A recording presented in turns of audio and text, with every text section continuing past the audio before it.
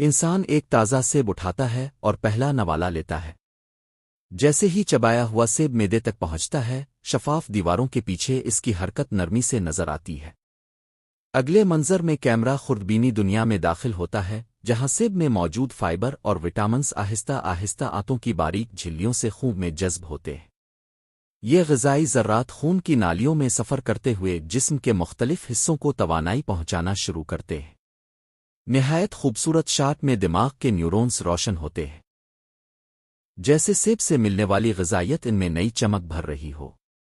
پھر کیمرہ پٹھوں کے قریب آتا ہے، جہاں غذائی ذرات کی آمد سے ان میں ہلکی سی چمک اور سرگرمی بڑھ جاتی ہے۔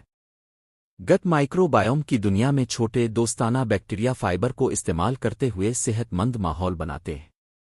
آخر میں پورا جسم ہلکی روشنی سے جگمگا اٹھتا ہے، جیسے سیب کی توانائی پورے نظام میں پھیل رہی ہو۔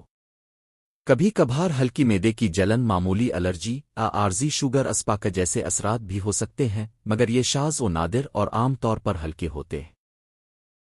کیمرہ آہستہ آہستہ پیچھے ہٹتا ہے اور جسم دوبارہ نارمل حالت میں نظر آتا ہے۔